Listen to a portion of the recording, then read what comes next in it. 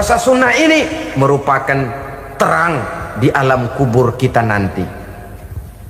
Yang kedelapan, at-tasqil limizanihi, diberikan keringanan pada timbangan di hari akhirat nanti.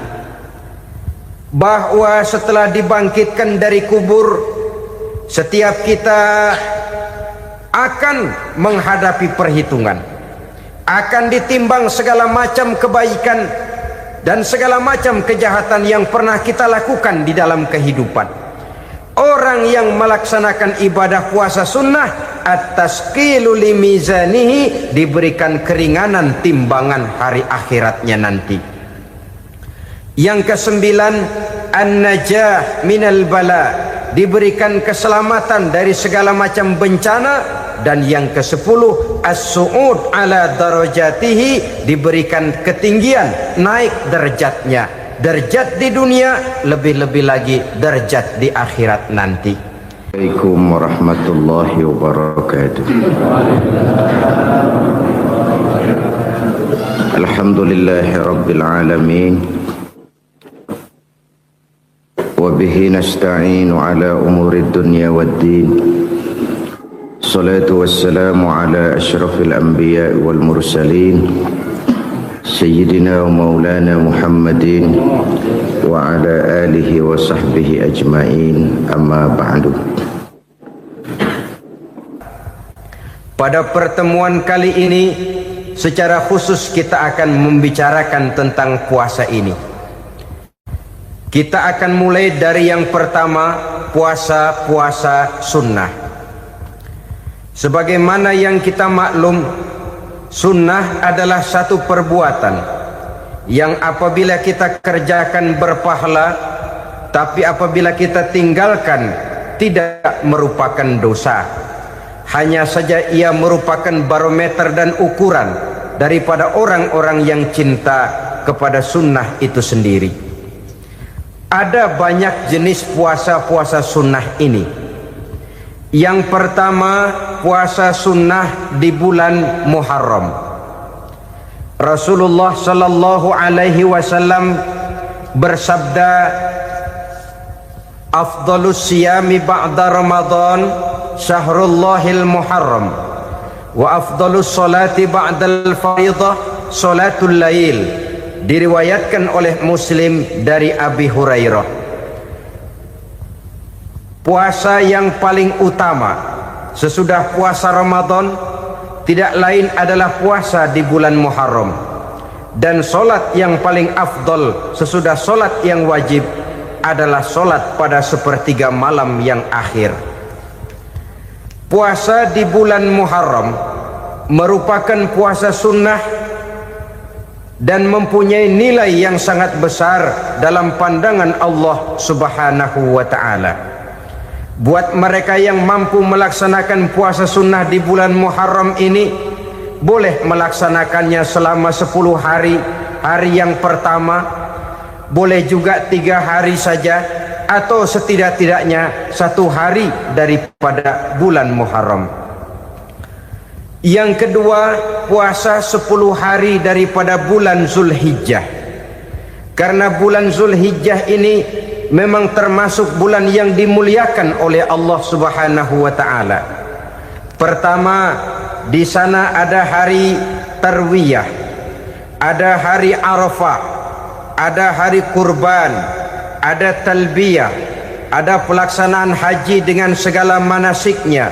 Maka puasa sunnah di bulan Zulhijjah merupakan amalan yang sangat utama dan besar pahalanya dalam pandangan Allah Azza wa Jalla. Sebagian ulama menjelaskan, man shoma hazihil ayyam akramahullahu bi asri asya'in. Siapa orang yang melaksanakan ibadah puasa sunnah pada hari-hari 10 di bulan Zulhijjah ini, Allah Subhanahu wa ta'ala akan memuliakannya dengan 10 macam perkara. Saudara, ini keuntungannya. Yang pertama, orang yang puasa di hari-hari 10 bulan Zulhijjah diberikan al-barakah fi umrihi, diberikan keberkahan pada umurnya. Setiap kita ingin memperoleh umur yang berkah. Umur yang berkah itu yang bagaimana? Apa yang jumlahnya panjang? Mungkin. Tetapi yang jelas umur yang berkah ini adalah umur yang bisa dipertanggungjawabkan di hadapan Allah Subhanahu wa taala. Artinya umur yang diisi penuh dengan kebajikan, umur yang diisi dengan segala macam kegiatan ibadah, dan umur yang dengan demikian sungguh pun kita sudah mati, jasad terkubur dalam tanah, nama kita akan tetap hidup, dikenal orang oleh karena kebajikan yang kita kerjakan. Saya kira akan lebih merupakan azab ketimbang nikmat kalau orang diberikan umur panjang tapi hanya untuk menumpuk-numpuk dosa saja. Kan lebih baik mana? Umur pendek banyak pahala, umur panjang banyak dosa. Lebih baik mana? Saya yakin yang paling baik tentu umur panjang banyak pahala. Paling sial umur pendek dosa melulu. Sudah diberikan umur pendek tidak seberapa, dosa berlipat ganda. Itu kalau orang kampung bilang tekor namanya. Rugi. Umur pendek hanya untuk menumpuk-numpuk dosa. Boleh jadi kalau umat-umat zaman dulu, saudara, mereka diberikan umur panjang. Nabi Adam, kita tahu Nabi Adam itu 2000 tahun umurnya. Nabi Nuh 950 tahun. Umatnya ya rata-rata segitu itu. Nah, kalau mereka misalnya punya umur 800 tahun, lalu 200 tahun mereka melakukan dosa, kan masih punya restan 600 tahun untuk taubat. Karena umurnya diberikan jatah panjang. Kita ini oleh Allah Subhanahu wa taala, umat Nabi Muhammad ini umurnya pendek-pendek. Kalau nyontoh Nabi 63 tahun saja. Kalau diberikan 70 tahun umur kita sekarang, itu sudah dapat jatah lebih 7 tahun. Alhamdulillah bahwa Allah memberikan saat-saat, waktu-waktu, tempat-tempat yang punya nilai istimewa, sehingga umur yang pendek ini bisa bernilai panjang, nilai ibadahnya bisa bernilai pahala seperti umat yang berumur panjang dahulu itu. Karena itu manfaatkan umur dengan baik, dan salah satu keberkahan daripada umur akan datang dengan melaksanakan ibadah puasa sunnah. Ini yang pertama. Yang kedua, az-ziyadatu fi malihi, berikan tambahan hartanya, menjadi orang kaya. Kaya apa? Kaya hati setidak-tidaknya. Karena dengan tekun dan rajin melaksanakan ibadah puasa, yang segera tertanam dalam jiwa seseorang merasakan cukup di dalam kehidupan. Itulah dia orang yang paling kaya, orang yang hidupnya paling cukup. Kalau orang sudah merasa cukup dalam hidupnya, maka itulah dia orang yang kaya.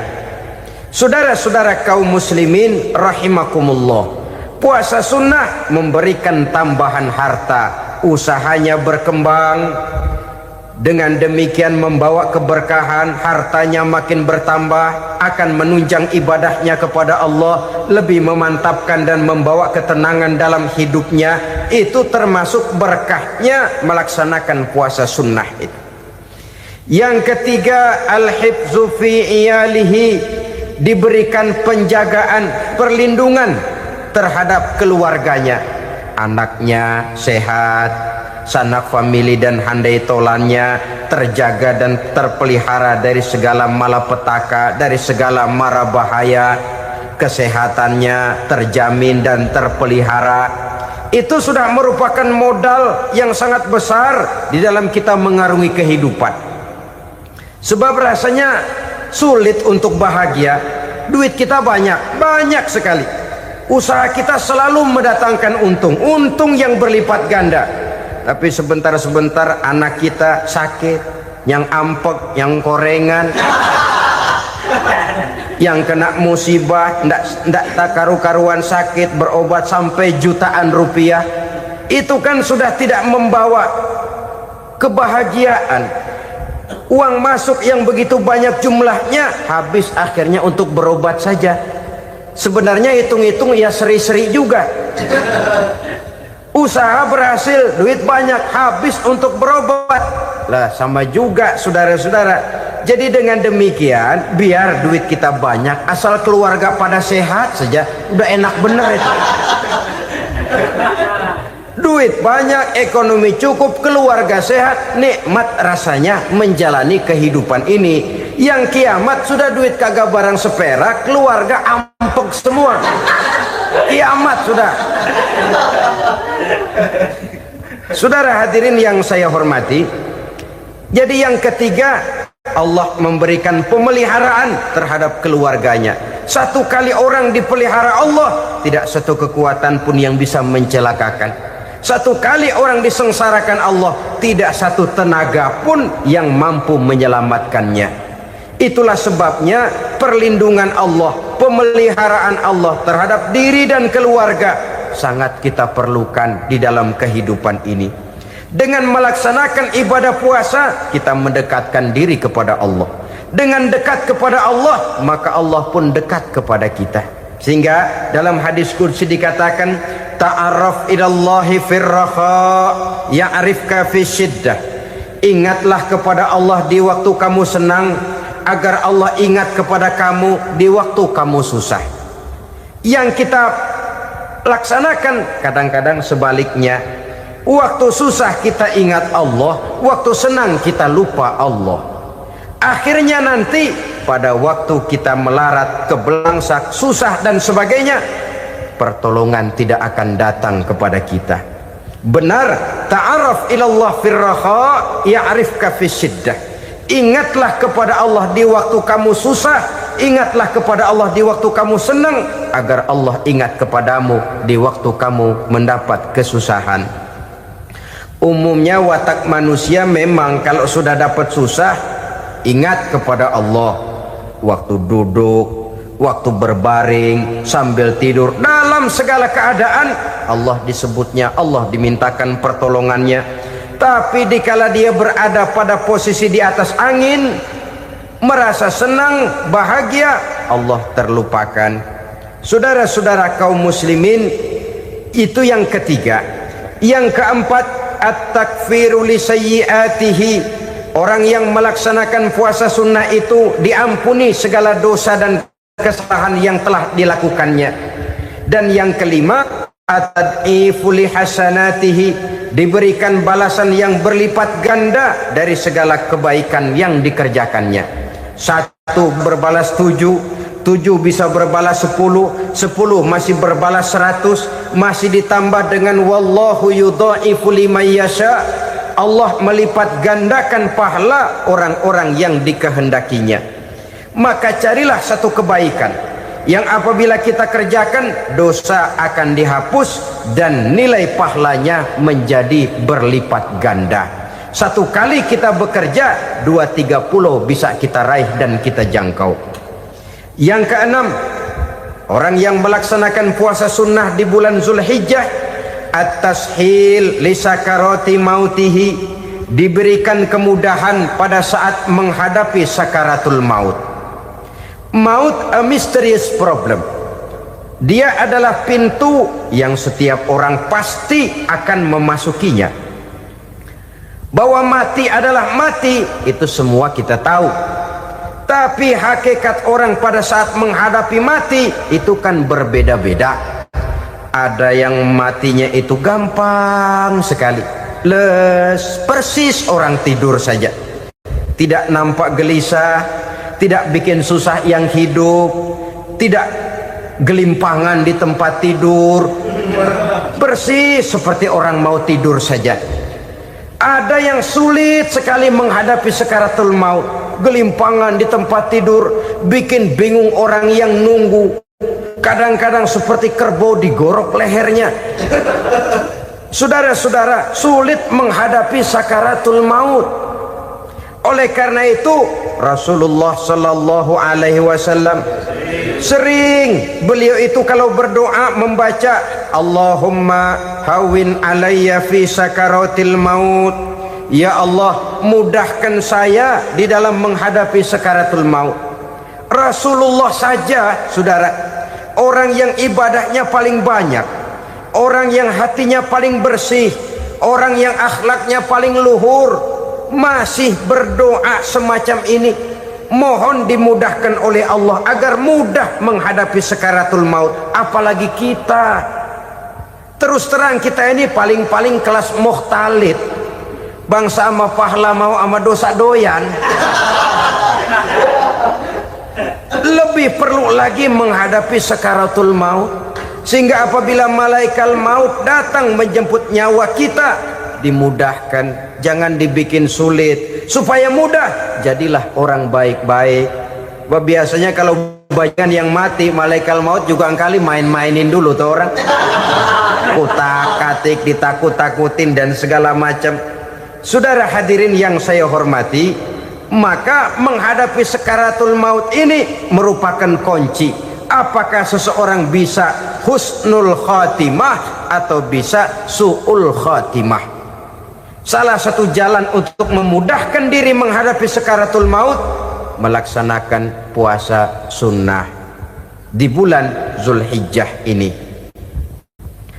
Yang ketujuh, ad-diya'u li zulumati qabrihi, diberikan terang di alam kuburnya.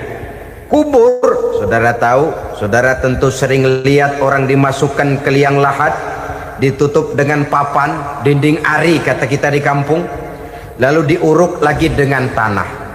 Dalamnya liang lahat, gelapnya liang lahat, gelapnya diuruk dengan tanah, gelapnya di dalam kubur, tiga gelap yang menjadi satu. Bapak moyangnya gelap.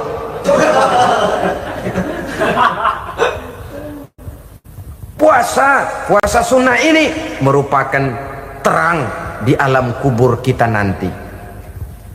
Yang kedelapan, at-tasqil limizanihi, diberikan keringanan pada timbangan di hari akhirat nanti. Bahwa setelah dibangkitkan dari kubur, setiap kita akan menghadapi perhitungan, akan ditimbang segala macam kebaikan dan segala macam kejahatan yang pernah kita lakukan di dalam kehidupan. Orang yang melaksanakan ibadah puasa sunnah, at-tasqilu limizanihi, diberikan keringanan timbangan hari akhiratnya nanti.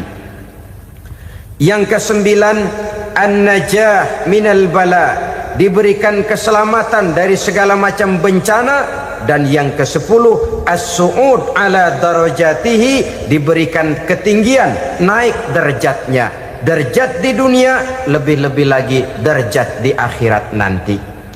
Ini keutamaan yang diberikan Allah Subhanahu wa ta'ala kepada mereka yang melaksanakan ibadah puasa 10 hari di bulan Zulhijjah menurut penjelasan sebagian dari para ulama kita. Jadi setelah puasa Muharram ada lagi puasa Zulhijjah. Kemudian puasa sunnah yang ketiga, puasa sunnah pada hari Senin dan hari Kamis. Apa sumber hukumnya? Diriwayatkan oleh Imam Muslim dari Abi Qatadah, Rasulullah Shallallahu Alaihi Wasallam ditanya tentang puasa pada hari Senin. Kenapa Rasul melakukan itu? Beliau menjawab, zalika yaumu wulidtu fihi wa yaumu bu'istu au unzila alayya fihi. Hari Senin itu adalah hari di mana aku dilahirkan dan hari di mana aku dibangkitkan. Wahyu pertama turun kepadaku pun pada hari itu. Maka sunnah melaksanakan puasa pada hari itu. Adapun hari Kamis, ada hadis yang diriwayatkan oleh Imam Turmuzi dari Abi Hurairah, Nabi bersabda, tu'radul a'malu yaumul isnaini wal khamisi fa uhibbu ay yu'radu amali wa ana sha'im. Disetor amal setiap manusia pada hari Senin dan pada hari Kamis. Maka aku ingin, kata Nabi, agar pada saat amalku disetor itu aku sedang puasa.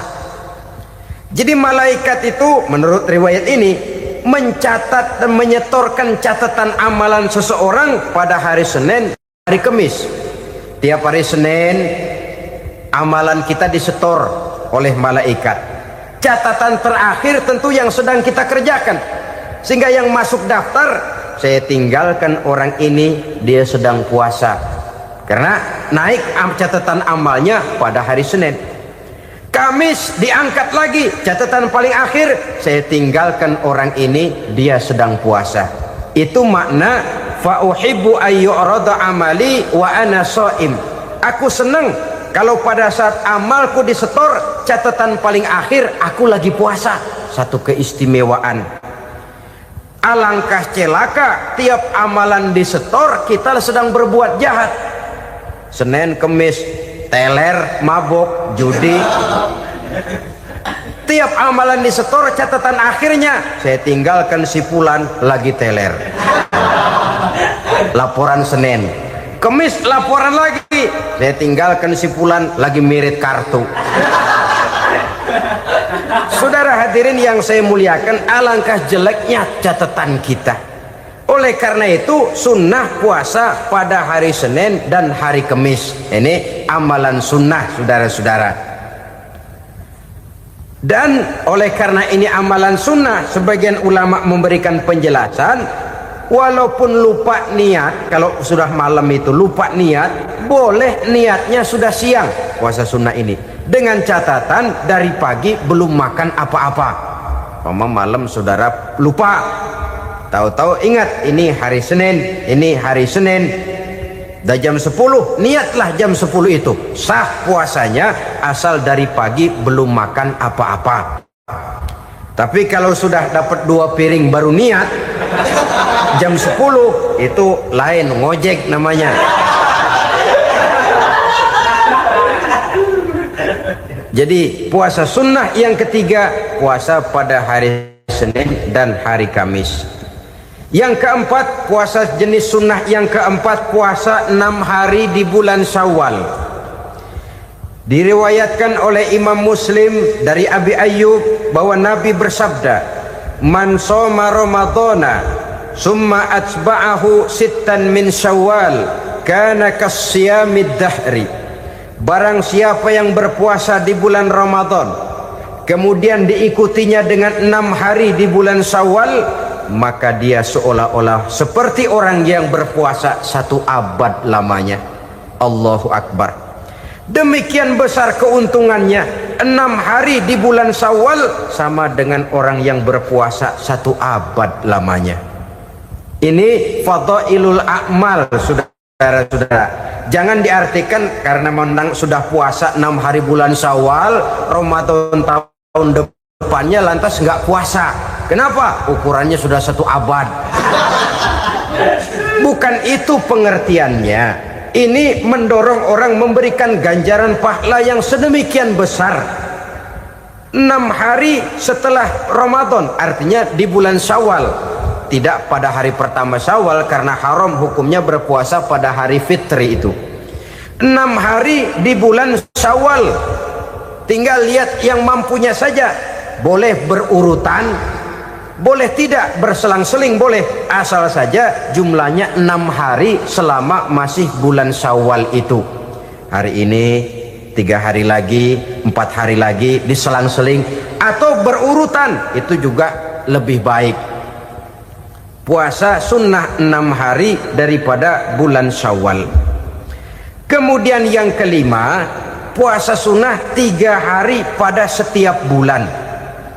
3 hari pada setiap bulan. Diriwayatkan oleh Imam Bukhari dan Muslim dari Abi Hurairah.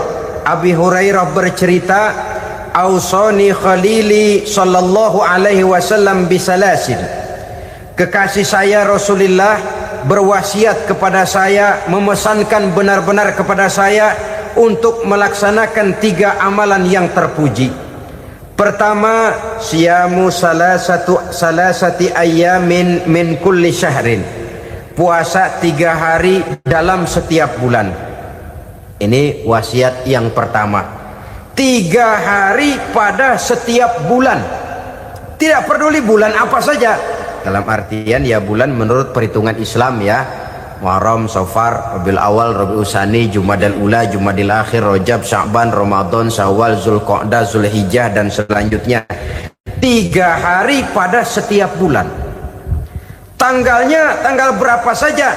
Lebih utama pada yang disebut Yaumul Bid, yaitu hari-hari di mana bulan menunjukkan purnama. Tanggal 13, tanggal 14 dan tanggal 15 pada setiap bulannya itu disunahkan melaksanakan puasa. Itu wasiat pertama, puasa 3 hari pada setiap bulan. Wasiat yang kedua, waraqatai duha, melaksanakan sholat duha sekurang-kurangnya 2 rakaat. Itu wasiat yang dipesankan benar kepada saya, kata Abi Hurairah. Pertama, puasa 3 hari pada setiap bulan. Yang kedua, usahakan jangan meninggalkan 2 rakaat minimal daripada sembahyang duha. Kita tahu sembahyang duha itu sembahyang sunnah di waktu pagi seketika matahari naik sepenggalahan. Sekurang-kurangnya 2 rakaat, sebanyak-banyaknya 8 rakaat. Di antara fadilah atau keutamaan daripada sholat duha ini yaitu menyangkut masalah rezeki dan usaha. Kemudian wasiat yang ketiga, wa an utira qabla an anama. Beliau sangat berwasiat kepada saya untuk sholat witir sebelum tidur. Artinya sholat malam sebagai amalan sunnah di dalam kehidupan kita. Jadi saudara-saudara, dalam hidup ini kita akan selalu berbentur dengan keperluan. Kalau pada satu saat kita sudah sampai kepada tahap berpikir ini keperluan saya, tentu hal-hal semacam ini akan kita kerjakan. Kita belum tergerak melaksanakan ini semua oleh karena barangkali kita merasa belum memerlukannya. Karena itu marilah kita berusaha di samping melaksanakan puasa yang wajib juga melaksanakan puasa yang sunnah di dalam kehidupan kita. Ini jenis puasa-puasa yang sunnah. Kemudian yang kedua, ada macam puasa yang disebut puasa nazar. Hukum pelaksanaannya wajib apabila nazarnya sudah terwujud. Puasa nazar, puasa yang dikaitkan dengan suatu persoalan. Umpamanya, kalau saya lulus ujian, saya akan puasa 1 minggu lamanya. Begitu ujiannya ternyata lulus, dia wajib bayar nazarnya. Puasa 7 hari, tidak lagi sunnah tapi wajib karena dia nazarkan. Asal saja tidak sah nazar kepada yang makruh apalagi kepada yang haram. Umpamanya nazar kalau tembus 6 nomor mau puasa 3 hari. Itu nazar semacam itu bukan saja tidak sah tapi haram hukumnya. Tidak boleh nazar kepada yang makruh apalagi kepada yang haram. Jadi apabila maksud yang sudah kita niatkan tercapai, wajiblah nazar itu dibayar, yaitu kalau nazarnya sunnah melaksanakan ibadah puasa. Saudara-saudara kaum muslimin rahimakumullah. Jenis puasa yang ketiga kita kenal dengan puasa wajib. Dan ini kita laksanakan pada bulan suci Ramadan. Tentang teknis pelaksanaan ibadah puasa di bulan Ramadan sudah pernah saya bicarakan pada pertemuan tentang Ramadan dan Idul Fitri. Pada kesempatan ini saya hanya ingin mengajak bahwa di dalam melaksanakan ibadah puasa Ramadan ini marilah kita mengadakan evaluasi. Kenapa demikian? Barangkali secara jujur walaupun agak berat, saya masih harus berkata, masih banyak di antara kita umat Islam yang di dalam melaksanakan suatu ibadah terjebak dalam rutinitas ritual. Apa itu rutinitas ritual? Itu bahasa susah. Berhubung saya tidak ingin bicara yang susah-susah, kita bicara yang mudah-mudah saja. Maksud saya, banyak di antara kita umat Islam yang di dalam melaksanakan suatu ibadah itu hanya dengan prinsip asal sekadar gugur kewajiban saja. Akibatnya, sampai sejauh mana ibadah itu berhasil membentuk kepribadian diri kita, kita jarang mengadakan evaluasi dan penilaian. Solat yang penting gugur kewajiban. Puasa yang penting sudah gugur kewajiban. Haji yang penting sudah gugur kewajiban. Maka jangan heran kalau itu yang jadi prinsip, ibadah lantas tidak punya dampak dalam membentuk kepribadian diri. Banyak orang yang rajin sholat tapi munkarnya jalan terus. Sampai kadang-kadang kita bingung, yang sembahyang dia, yang nyolong dia. Puasanya kelihatannya tekun, tapi tidak punya kepekaan sosial. Sama yatim piatu bersifat masa bodoh, sama fakir miskin malah gemes. Tidak lantas tumbuh kepekaan sosial, walaupun dia sudah ikut merasakan tidak enaknya lapar dan haus. Ada juga yang sudah haji 4-5 kali mondar-mandir Jakarta Mekah, tapi gaya hidupnya tetap seperti katak di kolong tempurung, picik, sempit pandangan, dangkal hati, tidak terbuka walaupun sudah melihat Islam dalam skala internasional. Yang dia lihat, yang dia saksikan, yang dia pandang tidak sanggup menggugah dan mengubah jiwanya, tidak bisa mewarnai pandangan hidupnya. Inilah akibatnya kalau ibadah hanya dikerjakan dengan prinsip asal sekadar gugur kewajiban. Hasilnya yaitu tadi, hajinya cuma menang topi putih sama serban.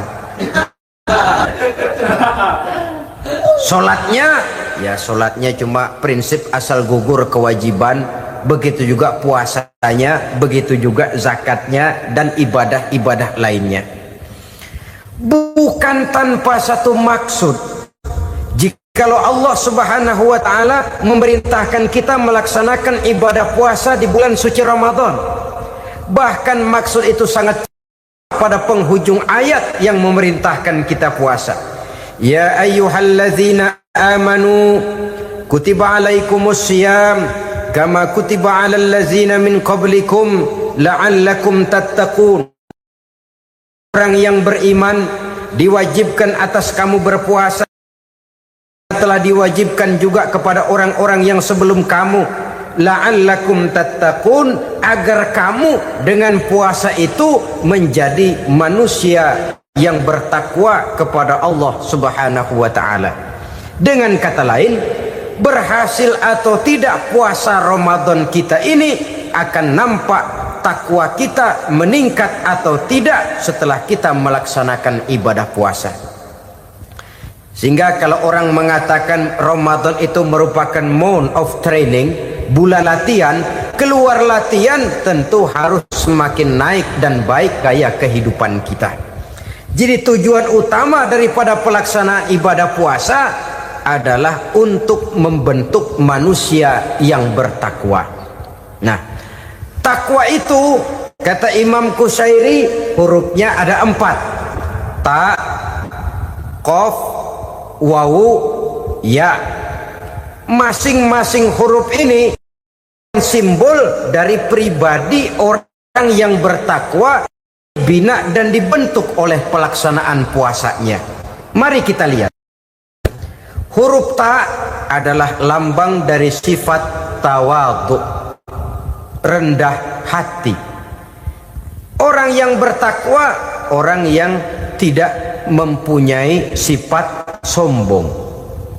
Puasa menanamkan kita kesadaran terhadap kelemahan, terhadap keterbatasan, terhadap segala ketidakmampuan yang kita miliki.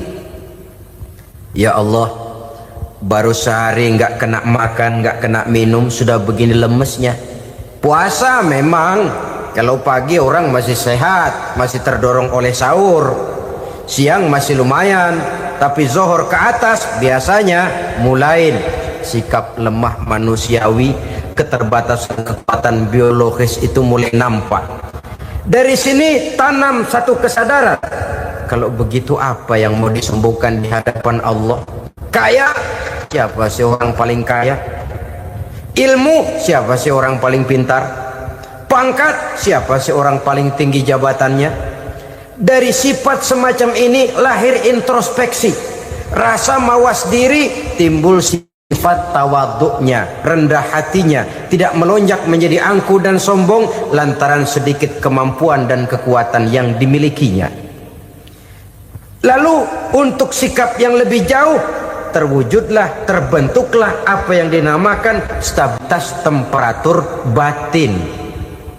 Orang tetap konstan menjaga nilai-nilai idealisme yang pernah dimilikinya. Dia mulai dengan adil, dia berjalan tetap dengan keadilan, dan dia berakhir juga tetap dalam keadilan. Jangan mulainya adil, tengahnya setengah adil, di akhirnya malah zolim sama sekali. Ini tidak punya stabilitas temperatur batin. Kan banyak orang begitu toh. Mulanya benar, belakangan mau benar sendiri. Mulanya sudah rela berkorban buat kepentingan orang banyak, belakangan malah selalu mengorbankan kepentingan orang banyak. Waktu di bawah rajin baca ayat kursi, dapat kursi lupa ayat. Stabilitas temperatur batin, tertipu oleh perasaan seolah-olah situasi dan kondisi sudah serba memungkinkan, sudah serba menguntungkan. Orang yang dibentuk pribadinya oleh pelaksanaan ibadah puasa, dia sadar apapun keberhasilannya, apapun kedudukannya, apapun nilai kekayaannya, itu cuma sebagian kecil sekali dari apa yang ada pada zat Allah Subhanahu wa ta'ala. Hati tidak takabur, sesuai dengan namanya takabur dari kalimat takabbaro ya takabbaru, membesar-besarkan diri.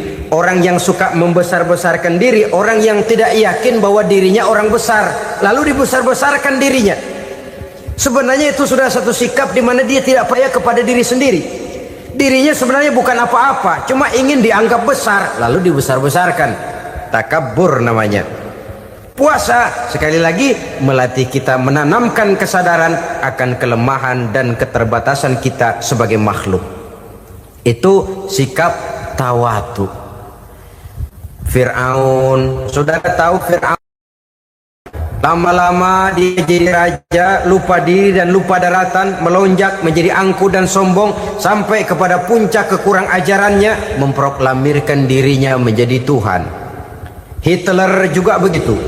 Pendeknya orang manakala tidak ada kesadaran tentang dari mana segalanya berasal dan kemana segalanya akan kembali, dia mudah out of control. Kalau sudah out kontrol, maka dia akan melakukan perbuatan yang melampaui batas. Itu yang pertama. Jadi orang takwa, orang yang rendah hati, salah satu tujuan daripada pelaksanaan ibadah puasa menanamkan sikap rendah hati. Dari sikap rendah hati ini yang timbul lalu apa? Kepekaan sosial. Kalau saya puasa, saya sudah merasakan bagaimana tidak enaknya lapar. Saya sudah merasakan bagaimana tidak enaknya haus. Tapi bagaimanapun, saya lapar cuma sebentar, saya haus cuma sebentar. Selesai maghrib, lapar saya hilang, haus saya hilang. Bagaimana yatim piatu, orang-orang tua jompo yang perlu santunan, orang-orang miskin yang terkapar di kolong-kolong jembatan, yang tiap hari merasakan perasaan seperti ini, tanpa tahu kapan hidup dan nasibnya akan berubah. Tidur beratapkan langit, berselimut koran. Kalau demikian, saya ini beruntung. Kalau demikian, apa yang bisa saya lakukan untuk mereka? Kepekaan sosial ini lalu timbul dalam apa yang orang sekarang namakan solidaritas kesetiakawanan sosial. Hidup tidak hanya untuk kepentingan diri dan perutnya sendiri saja, tapi mau menolong, mau membantu orang yang memang memerlukan bantuan dan pertolongan itu sendiri. Jangan setelah tahu lapar tidak enak, haus tidak enak, tapi kita tidak mau tenggang rasa, tidak mau timbang rasa. Begini loh tidak enaknya lapar, begini loh tidak enaknya haus. Ini terjadi pada diri saya masih mampu, masih berbuka puasa. Bagaimana yang tiap hari merasakan seperti ini? Tidak Ramadan, tidak Syawal, tidak Zulqa'dah, tidak Zulhijjah, selalu kelaparan dan kehausan. Dari sana timbul kepekaan sosial. Lalu lahirlah sikap pemurah, dermawan, mau menoleh ke kiri dan ke kanan. Bahkan Al-Quran itu sampai mengancam betul. Ara'aita allazi yukadzibu bid-din fadzalika allazi yad'u al-yatim wa la mendustakan agama. Islam mendustakan Islam. Salat dia tapi mendustakan salat. Puasa dia tapi mendustakan puasa. Siapa mereka itu? Fadzalika allazi yad'u al-yatim. Merekalah orang-orang yang meninggalkan anak-anak yatim. Wa la yahuddu ala ta'amil miskin, dan tidak pernah memberi pertolongan, tidak memerintahkan memberi makan kepada fakir miskin, walaupun dia berada pada posisi dan kondisi yang memang dia mampu. Nah, kalau dia tidak mampu itu lain soal. Dia mampu, dia tahu, dan dia diam saja, itu termasuk yukadzibu biddin, orang-orang yang mendustakan agama. Berlindung kita kepada Allah, jangan sampai termasuk ke dalam kelompok itu. Yang kedua saudara, huruf takwa itu qaf. Qaf adalah lambang dari sifat qanaah. Qanaah artinya merasa cukup. Puasa melatih kita untuk bersikap cukup dalam hidup. Kalau kita perturutkan menjelang saat berbuka, menunggu waktu berbuka, istilah orang di Jawa Barat ngabuburit katanya, kita menunggu saat berbuka, segalanya saja ingin kita beli, segalanya saja ingin kita minum, semuanya saja ingin kita makan, sebab nafsu sudah begitu berupa. Perut sudah sedemikian lapar, kerongkong sudah sedemikian haus, rasanya semuanya saja ingin kita telan. Tapi tahukah kita bahwa setelah maghrib berbunyi, berapa banyak yang kita makan, berapa banyak yang kita minum? Sesuaikah dengan keinginan kita tadi siang? Tadi siang semuanya ingin kita makan, tadi siang semuanya ingin kita minum. Setelah berbuka, berapa banyak yang kita makan, berapa banyak yang kita minum? Itulah kehidupan. Segalanya ingin kita kuasai, segalanya ingin kita punyai, tapi berapa sih yang benar-benar kita perlukan? Maka orang kaya adalah orang yang hidupnya cukup. Orang miskin hakikat yang selalu merasa kurang. Bagaimanapun besar rumah, banyak uang kita, berpuluh kendaraan kita, kalau hidup selalu merasa kurang, itu artinya kita masih miskin. Maka jikalau ingin menjadi orang kaya, kuncinya hakikatnya cuma satu, hati kita merasa cukup dengan yang diberikan Allah, bersyukur atas segala nikmatnya, dan dengan syukur itu, nikmat itu akan ditambah oleh Allah Subhanahu wa ta'ala. Puasa menimbulkan sifat qanaah, dan qanaah adalah watak daripada orang-orang yang bertakwa kepada Allah Subhanahu wa ta'ala. Seperti orang minum air laut, makin diminum makin haus, makin diminum makin kering tenggorokan. Begitulah orang berhadapan dengan materi. Tadinya dia akan senang kalau dia merasa punya tanah ratusan hektar. Sudah ratusan hektar tidak cukup, ngelamun lagi, alangkah nikmatnya kalau bisa beli gunung. Gunung dibeli, sudah punya gunung, lihat laut, aduh kalau laut juga bisa dibeli, beli lagi laut. Sudah punya laut, lihat ke atas langit, ada yang jual apa enggak ya?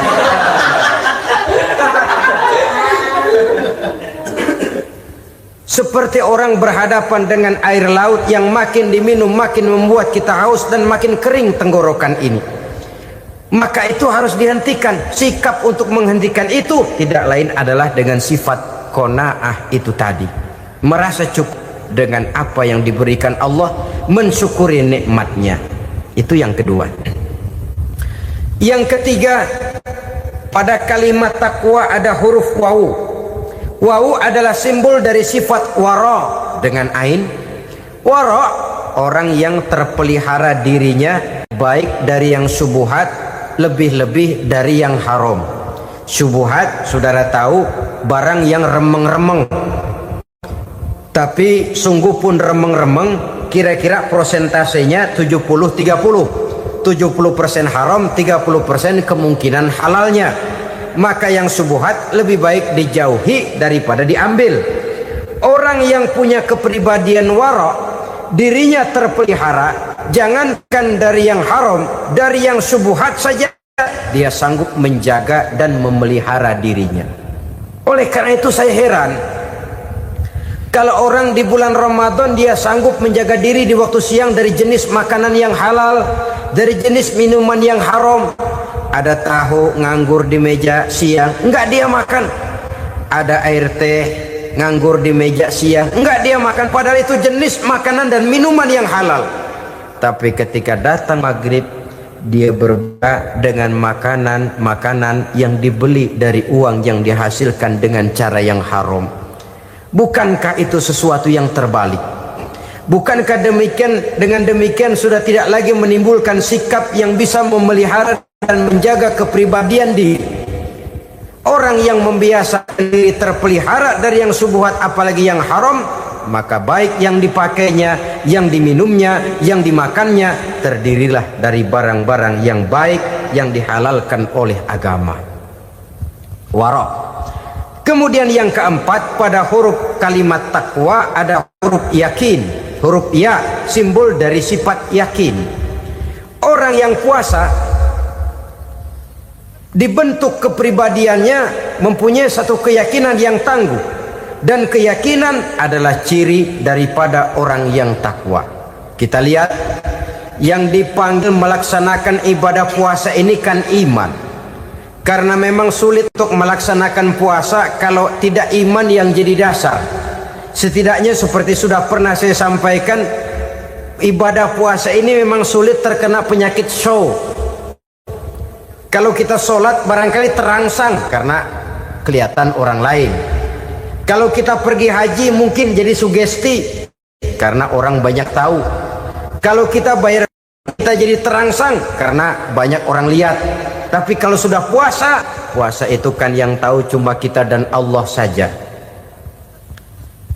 Ya kita sholat, orang lain lihat, kita jadi rada semangat. Kita pergi haji, orang lain banyak ngantar, kita semangat. Kita bayar zakat, orang lain banyak saksikan, kita bersemangat. Tapi kita puasa, siapa yang mau nyaksiin kita puasa? Siapa yang mau memuji kita puasa? Siapa yang mau menyanjung kita puasa? Itu cuma urusan kita dan Allah. Oleh karenanya dasar daripada pelaksanaan ibadah yang haus mencedik tenggorokan, segalanya jadi nikmatan. Tidak ada kerja yang lebih indah selain kerja yang didasarkan kepada satu keyakinan bahwa yang kita kerjakan itu adalah sesuatu yang benar. Dalam hal ini sesuatu yang diperintahkan oleh Allah Subhanahu wa taala kepada kita. Saudara-saudara kaum muslimin rahimakumullah. Demikianlah titik evaluasi kita. Jangan berpuasa hanya dengan prinsip asal sekadar menggugurkan kewajiban saja, yang akan berakibat Ramadan tahun ini berakhir begitu, Ramadan terjebak menjalani rutinitas ritualnya saja. Bahkan kadang-kadang yang nyata betul, Nabi menganjurkan tingkatkan ibadah pada 10 hari yang akhir di bulan Ramadan, tanggal 20 sampai akhir Ramadan. Yang kita praktekkan malah kegiatan ibadah kita justru menurun pada 20 Ramadan yang akhir. Coba lihat 20 Ramadan ke atas, itu pasukan tarawih paling kelas 60-70 tahun ke atas. Kemana yang lain sudah berpikir menghadapi lebaran, berpikir pulang mudik, berpikir macam-macam. Akibatnya konsentrasi ibadah lalu buyar. Dianjurkan Rasul, tingkatkan ibadah pada 10 hari yang terakhir. Kita malah makin ke akhir makin lancip.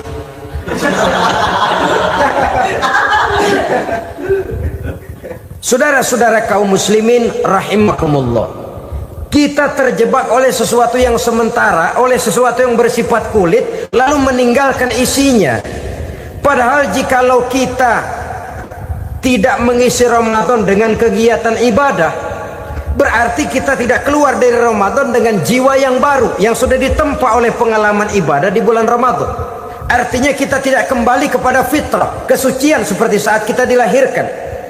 Lalu kalau kita tidak kembali kepada fitrah, apa yang mau kita rayakan pada Idul Fitri itu? Di mana letak kegembiraan kita? Di mana letak kebahagiaan hati? Kembalikah kita kepada fitrah? Tidak. Benarkah puasa yang kita kerjakan? Kelihatannya juga tidak. Adakah dampak dari pelaksanaan ibadah dalam pribadi kita? Tidak. Kadang-kadang Ramadan selesai malah teriak merdeka.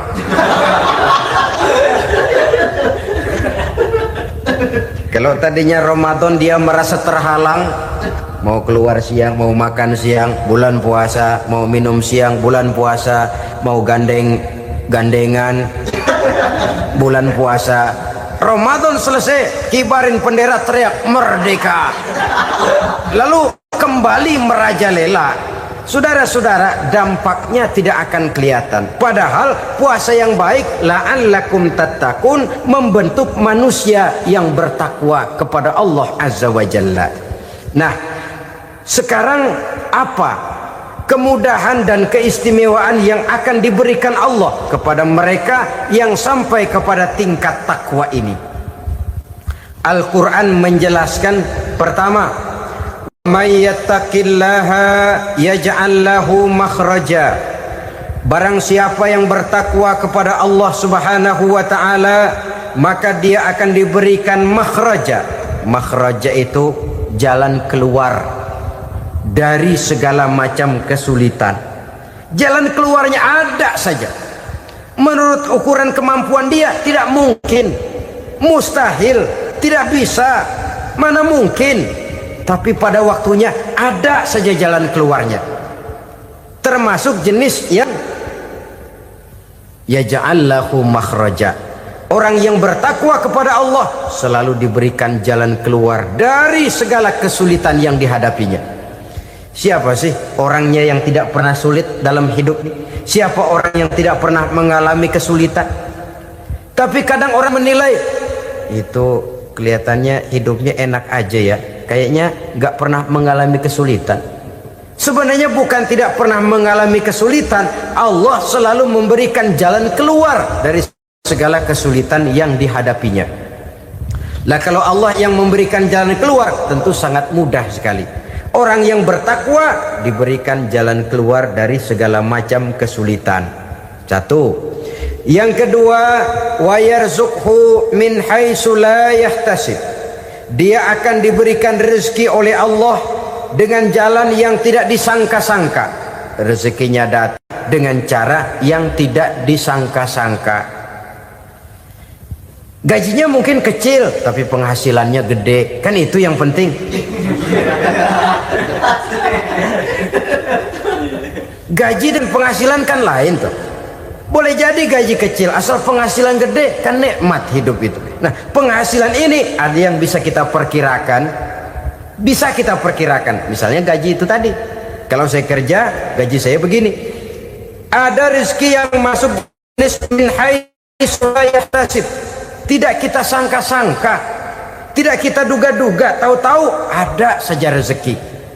Datang orang bawa persoalan yang mendatangkan hasil. Sebab rezeki, jodoh, maut memang seperti bayangan. Kita uber-uber dia lari, kita diem dia diem. Kan gemesin itu. Bayang-bayang itu begitu. Kita kejar, dia lari. Rezeki juga begitu. Kita diam, dia diam. Setengah mati yang namanya rezeki kita cari, kita uber. ngubik sampai ratusan bohong kita kerjain. Tapi memang belum waktunya, ya sulit untuk tembus. Tapi kadang-kadang giliran kita nongkrong di rumah, datang orang bawain rezeki. Itulah yang namanya rezeki. Tapi ini untuk orang yang bertakwa. Kalau tidak punya kredibilitas takwa, jangan lalu pakai ayat ini. Diberikan Allah dengan rezeki dengan jalan yang tidak disangka. Kan ada ayatnya dah, kita mah manteng aja di rumah dah. Ntar juga tuh rezeki datang. Ini fasilitas yang diberikan kepada orang yang wa may yattaqillah, bertakwa kepada Allah, yarzuqhu min haitsu la yahtasib, diberikan rezeki dengan cara yang tidak disangka-sangkanya. Maka kadar ketakwaan jangan membuat kita buruk sangka. Tuh orang ya nggak kemana-mana, duitnya ada aja. Kalau dia takwa, Allah berikan jalan keluar. Yang lantas ngelihat kiai orangnya ahli ibadah, ilmunya tinggi, akhlaknya luar biasa, takwanya tinggi, rezekinya lancar, lalu husnuzon nih kiai nggak kemana-mana, duitnya banyak, miara tuyul kali ini. Itu termasuk jaminan Allah yang masuk kategori min haitsu la yahtasib. Yang ketiga, yaj'al lahu min amrihi yusra, dimudahkan segala urusannya. Dimudahkan segala urusannya. Kemudian yang keempat, yukaffir anhu sayyiatihi wa yu'azzim lahu ajra, diampuni segala kesalahannya dan dibesarkan pahala kebaikan yang dikerjakannya. Maka mudah-mudahan puasa yang kita kerjakan mengantarkan kita kepada ketakwaan kepada Allah, dan takwa membuka janji Allah kepada kita di dalam kehidupan ini. Inilah saya percaya kepada sesuatu yang saya mengerti, sesuatu yang boleh dipelajari sejak TK sampai perguruan tinggi, sejak anak-anak sampai kakek nenek. Saya bukan percaya kepada sesuatu yang saya tidak mengerti tapi yang harus saya percaya. Saya justru percaya kepada sesuatu yang memang saya mengerti. Saudara-saudara, demikianlah bahwa Tuhan dalam Islam adalah Tuhan yang terbuka, rasional, boleh dipelajari sejak kakek-kakek sampai anak-anak, sejak TK sampai kepada perguruan tinggi. Lalu yang kedua, masih menurut kata dia, saya adalah pengagum Amerika, dia bilang, sebagai penegak hak-hak asasi manusia, sebagai pahlawan demokrasi yang pagi-pagi sudah mencanangkan di dalam dia punya Declaration of Independence bahwa semua manusia dilahirkan sama, all men are created equal. Saya kagum dengan itu. Sampai pada satu saat, menurut cerita dia, saya berada di New York, saya mau masuk sebuah restoran, saya tertegun ketika saya akan masuk. Di pintu restoran itu tertulis white only, white only, hanya melayani kulit putih. Artinya sing kulit ireng minggir. Saya gelo, saya nelongso, bahasa Inggrisnya. Katanya all men are created equal, semua manusia dilahirkan sama. Lah ini kok tegel-tegele, kok sampai hati bikin tulisan hanya melayani kulit putih. Sampai saya melihat dalam Islam ini betapa si kulit putih dan si kulit hitam duduk saling berdampingan. Masjid menjadi simbol semangat kebersamaan mereka. Siapapun masuk masjid, buka sepatu. Di sana mereka menghadap ke arah yang sama, menyembah Allah Tuhan yang sama, mengikuti cara Rasul yang sama, melakukan gerak yang sama, membaca bacaan yang sama, dengan bahasa yang sama. Persaudaraan seperti inilah yang lama saya dambakan. Ini kenapa saya memilih Islam. Saudara-saudara kaum muslimin, saya ingin menggunakan cerita ini sebagai pengantar bahwa salah satu misi Islam memang membebaskan manusia dari ras diskriminasi. Nabi menyatakan, innallaha la yanzuru ila suwarikum wa amwalikum, walakin yanzuru ila qulubikum wa a'malikum. Sungguh Allah tidak melihat tampangmu, Allah tidak melihat potonganmu, Allah juga tidak melihat hartamu. Yang Allah lihat adalah hati dan amal perbuatanmu. Islam membebaskan manusia dari ras diskriminasi. Dari manapun orang datang, apapun warna kulitnya, dari suku apapun ia dilahirkan, akidah mengikatnya dalam satu persaudaraan yang mesra, persaudaraan Islam. Nilai manusia dengan demikian bergantung kepada ketakwaannya.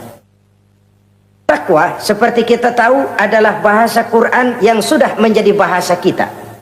Sedemikian sering kalimat ini dipakai, sampai-sampai ia mengalami pergeseran dari arti yang sebenarnya.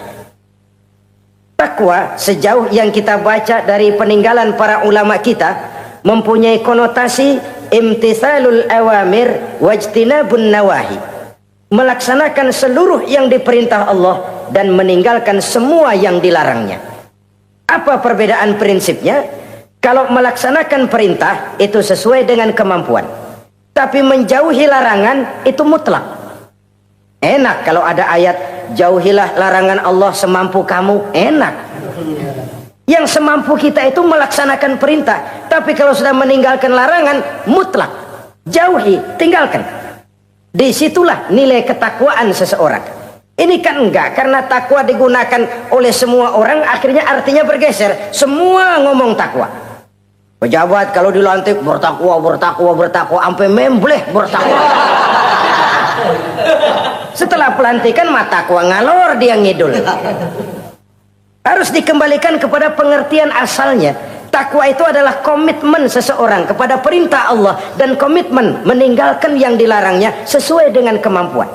Di situ nilai manusia dalam pandangan Allah. Yang tadi Nabi katakan, Allah nggak lihat potongan kita, Allah nggak lihat harta kita. Yang Allah lihat adalah hati dan amal perbuatan, dan itulah takwa itu. Maha benar Allah dengan firman-Nya yang menyatakan, inna akramakum indallahi atqakum. Yang paling mulia di antara kamu dalam pandangan Allah adalah orang yang paling bertakwa kepadanya. Sering sekali sekarang ini kalimat agama digunakan untuk maksud yang tidak sama dengan maksud agama. Ya contoh kalimat takwa ini. Atau misalnya kita baca iklan, telah berpulang ke rahmatullah dengan tenang.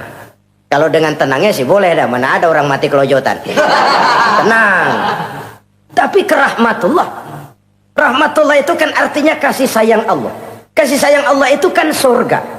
Kalau bajingan mati, enggak ke rahmatullah pulangnya.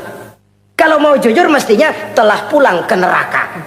Kalau mau jujur, kalau mau pakai bahasa netral sopan, telah berpulang.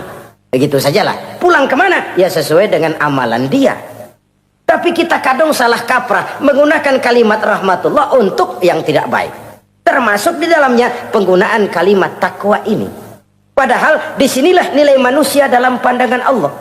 Kalau manusia dinilai dari potongannya, oh bintang film nomor 1 masuk surga. Kalau manusia dinilai dari hartanya, konglomerat nomor 1, kita mau belakangan, buncit banget gitu. Allah maha benar. Yang paling mulia di antara kamu dalam pandangan Allah, yang paling bertakwa kepadanya. Nah, apa sih sifat-sifat orang takwa itu? Ini yang akan kita bicarakan pada pertemuan kali ini. Berangkat dari surah Al-Baqarah ayat 3 sampai dengan ayat 5, kita akan melihat 5 tanda orang-orang takwa itu. Apa dia? Pertama, allazina yu'minuna bil ghaib.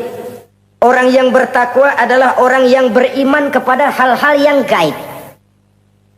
Kita tahu bahwa yang ada ini kan cuma 2 saja pada hakikatnya. Pertama Allah, dan yang kedua alam. Allah adalah apa yang selain alam. Yang selain alam itu ya Allah namanya. Allah itu bukan alam, dan alam bukannya Allah. Allah disebut Khalik, alam disebut makhluk. Kemudian alam ini kan ada 2 macam. Ada alam nyata, ada alam gaib. Ada alam syahadah, ada alam gaib. Alam nyata kita sebut dengan alam fisika, dan alam gaib kita namakan dengan alam metafisika. Termasuk dalam alam gaib ini kita wajib beriman. Akhirat, alam gaib, kita percaya akhirat itu ada. Alam kubur, alam gaib, kita yakini keberadaannya. Malaikat, alam gaib. Jin, alam gaib. Setan, genderuwo, memedi, kuntilanak, tuyul. Kita percaya kepada iblis, percaya bahwa iblis itu ada. Kita percaya kepada malaikat, percaya bahwa malaikat itu ada. Dan kepercayaan ini sudah nature. Kalau kita lihat dalam dunia animisme, Orang dahulu menyembah pohon sebenarnya kan karena dia percaya bahwa pohon punya kekuatan. Kekuatan itu yang disembah untuk mengharap manfaatnya atau terhindar dari bahaya yang bisa ditimbulkannya. Orang menyembah api karena percaya di balik api itu ada kekuatan. Orang menyembah lautan begitu, orang menyembah gunung begitu. Nah, Islam mengarahkan ini kepada hal-hal yang lebih konkret. Percaya kepada alam gaib. Bahwa di balik alam nyata ini ada alam yang tidak nyata. Apakah itu namanya akhirat, alam barzah, malaikat, jin, itu semua termasuk di dalam alam yang gaib. Orang yang bertakwa, alladzina yu'minuna bil gaib. Dia percaya kepada yang gaib-gaib itu. Percaya tentang adanya. Bukan percaya kepada iblis, lalu ngikutin si iblis, bukan. Kita percaya yang namanya iblis itu ada. Setan itu ada, jin itu ada, malaikat itu ada, alam kubur itu ada. Sebagai makhluk yang diciptakan oleh Allah dan Allah sebagai khalik. Baik alam syahadat, baik alam gaib, penciptanya tetap Allah subhanahu wa ta'ala. Allah menciptakan siang, Allah ciptakan malam, Allah ciptakan yang baik, Allah ciptakan yang tidak baik. Apa perlunya? Ada manfaatnya untuk keseimbangan dalam alam ini. Manusia kan diberikan kebebasan. Bahwa segala sesuatu sudah ditentukan Allah memang, tapi kan tidak diberitahukan ke kita. Alam naj'al lahu 'ainaini wa lisana wa syafatain. Bukankah kami berikan kamu dua mata, dua telinga, lidah? Bukankah kami berikan kamu kemampuan untuk berpikir? Kami berikan tunjukkan dua jalan yang baik, yang tidak baik. Kira-kira, manusia, ini jalan kebaikan, akhirnya akan sampai ke surga. Ini jalan kejahatan, akhirnya akan sampai ke neraka. Silakan kamu memilih. Agar kamu tidak salah pilih, kami berikan otak. Kami turunkan Rasul, kami turunkan wahyu, kami turunkan agama. Kalau sudah semikian komplitnya, masih salah pilih juga, emang dasar rezeki bonyok. Dikasih otak, diturunkan Nabi dan Rasul, diturunkan wahyu, ditunjukkan jalan kebenaran. Malahan kata Imam Mustafa Al-Maraghi, Allah memberikan petunjuk kepada kita itu bertahap. Pertama diberikan yang namanya hidayatul ilham, insting. Insting ini tingkatan dasar yang sangat diperlukan oleh manusia. Kita bisa lapar, kita bisa sedih, kita bisa gembira, kita bisa nangis, kita bisa ketawa. Nggak ada yang ngajarin. Belum pernah saya melihat ada kursus ketawa. Belum pernah. Belum pernah ada akademi pertangisan. Enggak ada. Itu insting yang kita bawa sejak lahir. Dan anehnya ketawa tiap orang nggak sama, nangis tiap orang nggak sama.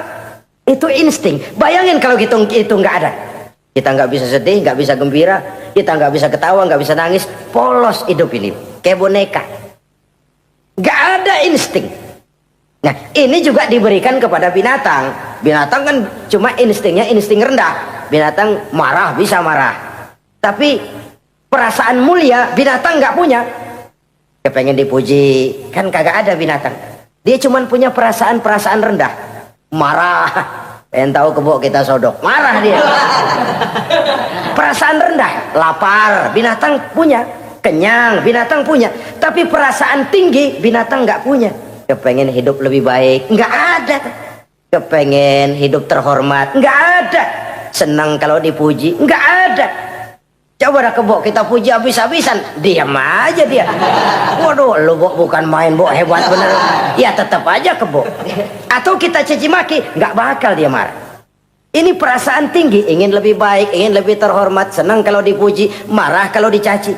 Itu perasaan tinggi yang hanya diberikan kepada manusia. Manusia dipuji senang, dicaci marah. Orang kita puji walaupun wah kamu hebat bener, walaupun dia bilang ah kamu bisa aja, tapi kupingnya tetap aja mekar. Senang kalau dipuji. Insting yang rendah diberikan juga kepada binatang, tapi bukan insting yang tinggi. Ini petunjuk pertama. Dengan itu kita punya perasaan dasar untuk mengagumi, untuk sedih, untuk gembira dan sebagainya. Setelah insting kita diberikan panca indera yang kerjanya juga nggak sama. Penciuman dengan pendengaran dengan penglihatan kan nggak sama. Yang enak buat kuping belum tentu enak buat hidung. Orang buang angin kalau ditinjau dari segi bunyi enak buat kuping. Tapi hidung kan kelabakan. Kerjanya nggak sama. Panca indera ini penting sebagai kesiapan untuk melayani insting. Persiapan melayani insting. Cukupkah? Tidak. Binatang juga diberikan panca indera. Bahkan kadang-kadang panca indera binatang lebih tajam daripada panca indera manusia. Nah, lalu diberikan yang ketiga. Ini yang membedakan manusia dari binatang. Apa? Hidayah berupa akal, pikiran. Dengan ini coba kita lihat. Manusia bikin rumah, burung bikin rumah. Tapi bandingkan, rumah burung dari tahun atu, ya gitu-gitu aja. Tapi rumah manusia, Masya Allah, modelnya macam-macam. Ada yang kita dari jauh nggak ngerti ini celengan apa rumah orang ini, bundar begini.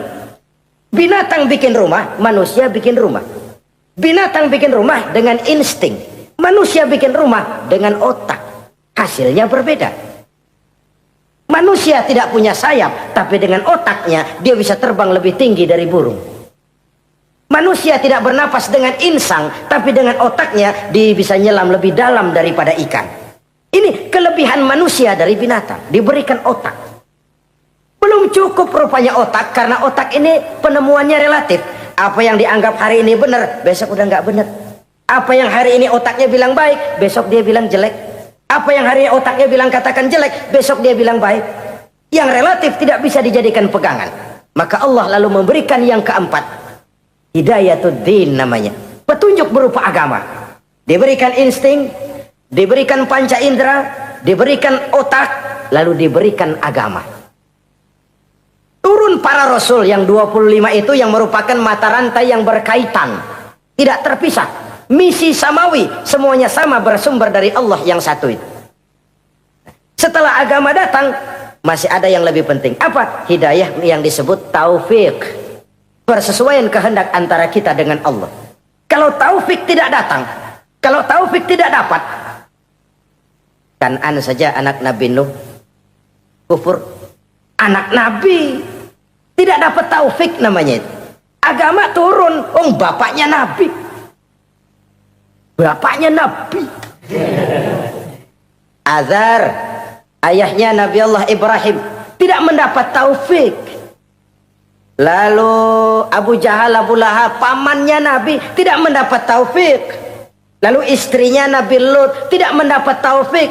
Bayangkan ini, anak Nabi, paman Nabi, bapak Nabi, istri Nabi. Taufik inilah yang hak prerogatif Allah.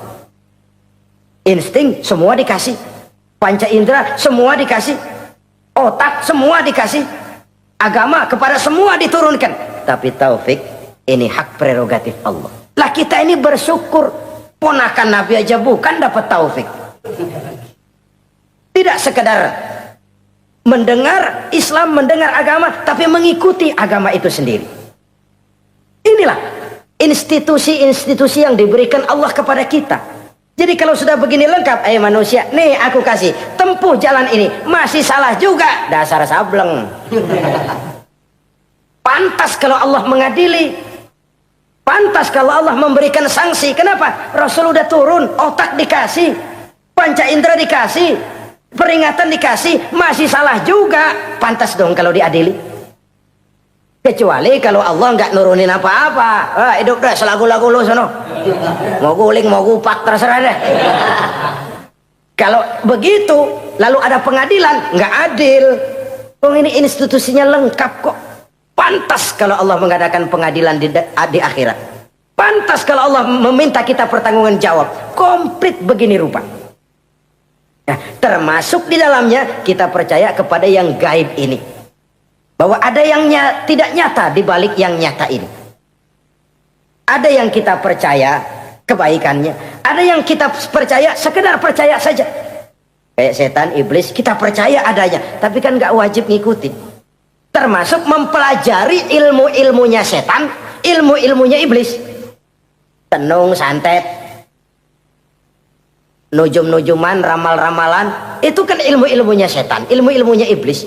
Belajar saja pun jangan, belajar saja pun nggak boleh, apalagi sampai mengamalkannya. Karena tatkala kita belajar apalagi mengamalkan, kita sudah bersekutu dengan setan dan iblis. Nauzubillah summa nauzubillah. Ini yang pertama. Jadi orang yang bertakwa itu sifatnya yang pertama, dia percaya kepada yang gaib. Di balik yang nyata ada yang tidak nyata. Lah, saudara-saudara, jangankan yang alam seperti ini ya, alam kubur, alam akhirat. Masih di alam nyata ini saja ada sesuatu yang hanya kita bisa rasakan tapi nggak bisa kita lihat, nggak bisa kita pegang. Contohnya angin. Ada tuh, kita rasain tapi kan nggak bisa kita pegang. Bentuknya bagaimana kita nggak tahu. Wah, merah Pak. Kenapa? Buktinya dikerok. Itu mah merah kerokan, bukan warna angin merah. Sesuatu yang ada tapi hanya bisa kita rasakan. Pedas. Makan cabai pedas. Pedas itu ada. Tapi kan abstrak. Mana sih pedasnya? Nggak bisa kita pegang, nggak bisa kita lihat, tapi kita rasain. Oh, itu yang hijau mah cabai, Mang. Pedasnya mana pedasnya? Sesuatu yang cuma ada rasa, tanpa bentuk, tanpa bisa kita jamah. Ini satu langkah untuk mengantar kita memahami yang gaib. Yang masih dalam alam nyata saja ada sesuatu yang kita cuma merasakan adanya, tapi kita nggak bisa lihat, kita nggak bisa pegang. Makanya ada orang tanya, Pak, itu kalau orang mati dibacain Fatihah di sono apa pahalanya nyampe tuh? Saya jawab, kalau ente nggak percaya mati dulu dah. Mati dulu, bacain Fatihah, tungguin di sono. Kalau nggak nyampe balik lagi kemari. Long bagaimana hal-hal yang kayak begitu? Wong sholat saja kita nggak tahu sholat kita diterima atau tidak oleh Allah. Kita puasa, kita hanya melaksanakan. Allah mau terima apa tidak kita nggak tahu. Itu yang nyata-nyata, apalagi sudah berkaitan dengan hal-hal yang gaib. Ini sifat yang pertama, orang yang bertakwa, alladzina yu'minuna bil ghaib, dia percaya kepada yang gaib. Alam kubur itu ada, alam akhirat ada, malaikat ada, jin ada, surga ada, neraka ada, dan lain sebagainya. Satu. Yang kedua, orang yang bertakwa itu wa yuqimunas shalah. Setelah percaya kepada yang gaib, mereka juga mendirikan sholat. Nah, mari kita lihat ayatnya. Selalu yang berkaitan dengan sholat itu kalimatnya yuqimunas shalah. Mendirikan sholat. Bukan mengerjakan. Gak ada ayat i'malis sholah, if'alis sholah, kerjakan sholat. Gak ada. Selalu aqimis sholah, dirikan sholat. Kenapa? Kata para ulama, kalimat mendirikan ini mengandung makna istimrar, mengandung arti kontinuitas, ada kelanjutan. Mendirikan sholat artinya mengerjakan sholat dengan betul. Selesai sholat, ajaran sholat diterjemahkan dalam kehidupan. Itu artinya mendirikan sholat. Nah, kalau dilihat dari sisi ini, banyak di antara kita yang sudah mengerjakan sholat tapi belum mendirikan sholat. Sebab mendirikan istimrar, ada kesinambungan. Selesai sholat, ajaran sholat diterjemahkan di tengah-tengah kehidupan bermasyarakat. Sehingga sholatnya punya refleksi. Sholatnya punya bias dalam membentuk kepribadian dirinya. Ini kadang-kadang rancu. Yang sembahyang dia, yang nyolong dia. Yang baca Quran dia, yang fitnah orang dia. Yang sedekah dia, yang nyolong dia juga. Ansip bingung bagaimana mutusinnya. Kalau mendirikan sholat mengandung arti kesinambungan, selesai sholat, ajaran sholat diterjemahkan dalam kehidupan. Apa? Banyak tentunya. Misalnya sholat melahirkan sikap rendah hati, melahirkan keikhlasan, melahirkan sifat jujur, melahirkan sifat disiplin, dan lain sebagainya. Dan itu diterjemahkan dalam kehidupan. Kita lihat, ini anggota badan kita yang paling terhormatkan kepala. Kalau bercanda sama teman, dipegang tangan, kita masih senyum. Dipegang kaki, kita masih senyum. Tapi kalau pala dikeplakin, jengkel bukan main. Kenapa? Al-Mukarram itu adanya di sini. Otak. Di kepala. Tapi kepala yang kita hormati ini, ketika sujud di hadapan Allah, sama rendahnya dengan telapak kaki kita. Allahu Akbar. Yang besar cuma Allah. Manusia, kepala sama rendah dengan telapak kaki. Kesadaran ini membias, selesai sholat, kembali ke masyarakat, sombongnya hilang. Apalagi ikhlas. Sholat itu kan lillahi ta'ala. Orang mau puji apa tidak, enggak soal. Orang mau bilang ini, mau bilang itu, soal lain. Yang penting ini saya kerjakan lillahi ta'ala, karena Allah saja, bukan karena yang lain. Disiplin. Sehari semalam 5 kali kita lapor kepada Sang Maha Komandan. Bagaimana tidak akan tercegah dari perbuatan yang keji dan munkar? Seorang prajurit saja, kalau sehari semalam 5 kali dia lapor kepada komandannya, saya yakin dia tidak akan sempat melaporkan yang tidak baik. Pantas kalau Al-Quran memberikan jaminan solat mampu mencegah manusia dari perbuatan yang keji dan munkar. Masih ada yang tanya, Pak, katanya sembahyang mencegah orang berbuat jahat. Iya, teman saya kok sembahyang nyolong ayam. Bagus, sembahyang nyolong ayam. Coba nggak sembahyang, nyolong motor. Gedean lagi yang dicolong. Dan sebenarnya itu bukan jawaban, itu cuma logika saja. Yang benar adalah solatnya belum berfungsi. Dia baru mengerjakan solat, belum mendirikan solat. Inilah yang kalau kita jujur mau bicara, inilah problem kita sekarang ini. Mengislamkan orang Islam. Bagaimana dari mengerjakan solat kita menjadi mendirikan solat. Agar solat itu membuahkan hasil berupa pembentukan kepribadian.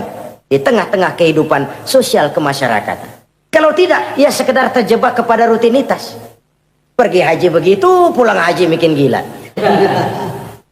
Masuk Ramadan begitu, selesai Ramadan ya tetap begitu. Ibadah tidak memberikan bias dalam pembentukan pribadi. Itulah sebabnya digunakan kalimat yuqimunas sholat, mendirikan sholat, yang mengandung arti berkesinambungan. Selesai sholat, jiwa dan semangat, ajaran dan filsafat sholat diterjemahkannya dalam kehidupan sehari-hari. Saudara-saudara kaum muslimin rahimakumullah. Sifat yang ketiga dari orang takwa adalah wa mimma razaqnahum yunfiqun. Mereka menginfakkan sebagian dari rizki yang diberikan Allah kepada mereka. Rizki menurut definisi yang diberikan para ulama kita, ar-rizqu bimakna al-ata hissiyan kana aw ma'nawiyan. Rizki adalah pemberian, baik yang abstrak maupun yang konkret. Selama ini kita sering mengartikan rizki hanya dalam bentuk uang, sehingga rizki kita dibatasi oleh pengertian kita sendiri. Padahal tidak cuma uang, ilmu adalah rizki, jabatan dan kedudukan adalah rizki, otoritas dan wibawa juga rizki, anak, istri, suami juga rizki.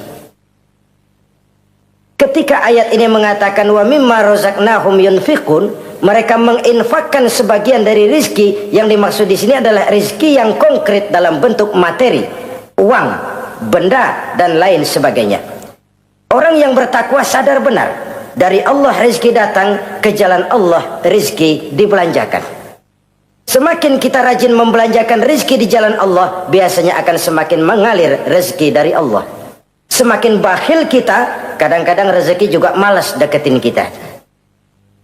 Yang keempat, orang yang bertakwa itu alladzina yu'minuna bima unzila ilaika wa ma unzila min qablik.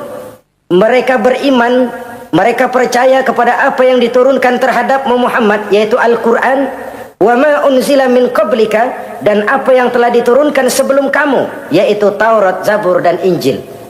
Orang yang takwa percaya bahwa Allah dahulu telah menurunkan Taurat kepada Musa, Allah telah menurunkan Zabur kepada Nabi Daud, Allah telah menurunkan Injil kepada Nabi Isa. Percaya sekadar percaya, tidak wajib mengamalkan ajarannya.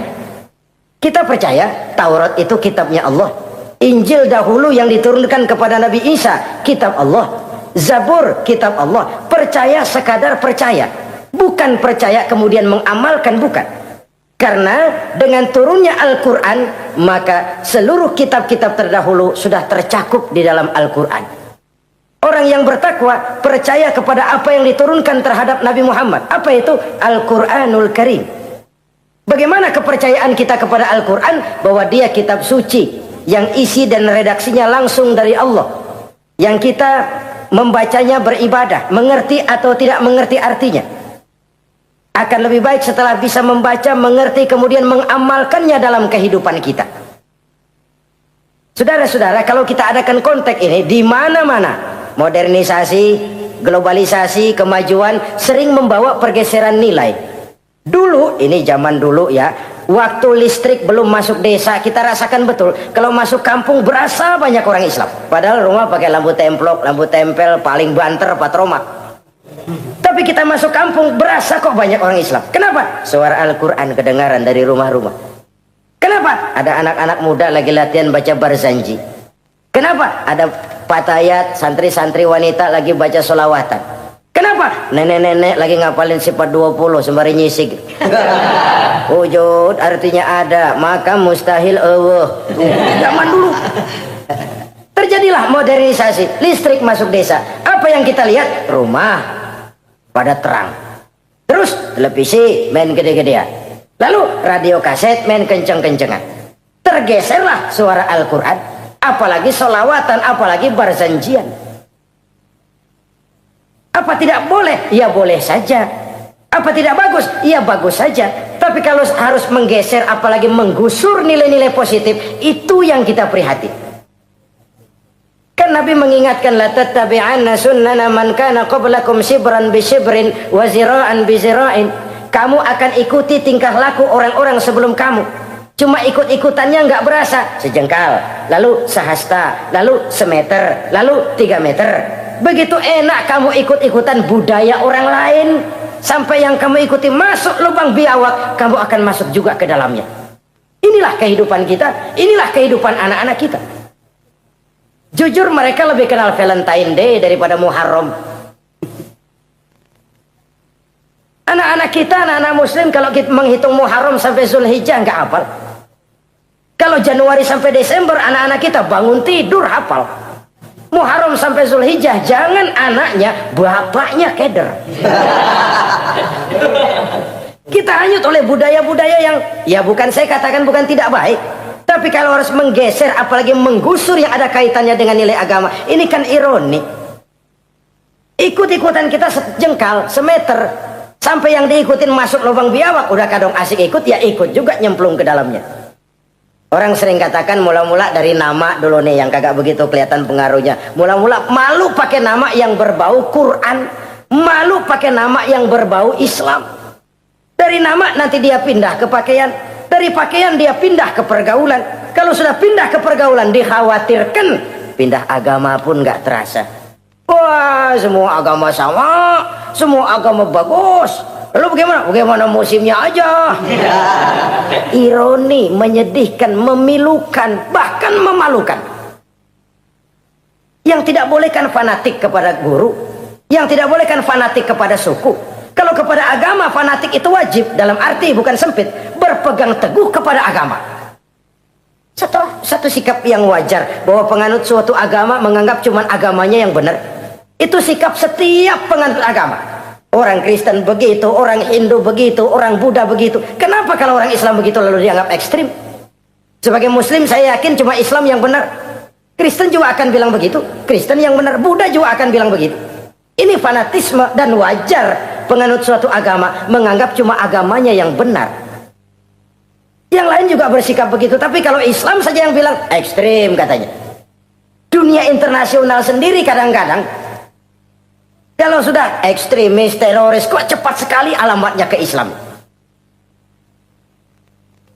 Saudara-saudara kaum muslimin rahimakumullah, saya kembali kepada soal kita.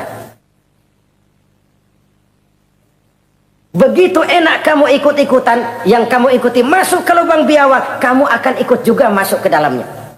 Maka hati-hati bergaul, maka hati-hati memilih teman, maka baik teman pergaulan, lebih-lebih teman hidup. Karena orang sering bilang cinta itu love is blind katanya ya. Cinta itu kotok, cinta itu buta, cinta itu lamur, nggak bisa bedain coklat, nggak bisa bedain yang lain-lain. Orang sering kehilangan pertimbangan. Demi cinta akidah terjual, demi cinta akidah tergadai. Tidak ada kemalangan yang paling malang kecuali kalau kita harus berpisah dengan akidah. Sebab itu modal dasar. Nah, orang yang bertakwa, dia beriman kepada Al-Quran. Beriman kepada Quran artinya apa? Menjadikan Quran sebagai imam dan dia sebagai makmum. Konsekuensinya makmum harus ikut imam. Selain Quran dia percaya kepada Injil, kepada Zabur, kepada Taurat. Dilihat dari sudut ini, umat Islam itu lebih toleran loh. Orang lain yang megang Injil nggak bakal percaya kepada Quran. Orang lain yang memegang Taurat nggak akan percaya kepada Quran. Tapi orang yang megang Quran, dia percaya kepada Injil, dia percaya kepada Taurat. Dari sudut ini kan kita lebih toleran. Allah dahulu menurunkan Injil kepada Isa. Yang Injil itu yang kita percaya. Yang Allah turunkan kepada Isa. Yang Allah turunkan Taurat kepada Musa. Bukan yang telah terkena intervensi dan investasi manusiawi. Dan percaya pun terbatas percaya kepada adanya, bukan kepada mengamalkannya. Kenapa? Karena ordenya udah lewat. Kita percaya Bung Karno adalah presiden pertama Republik Indonesia. Tapi kan udah lewat. Udah lewat.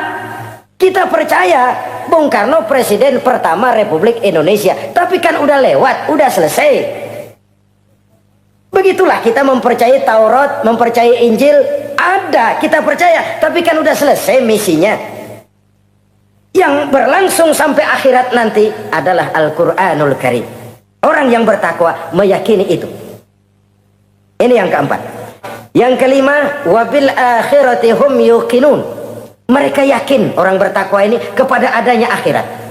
Ah, kalau itu kan gampang, semua orang juga yakin. Loh, bukan sekedar yakin, sekedar percaya. Yalah, percaya kepada Allah, percaya kepada akhirat. Pokoknya percaya.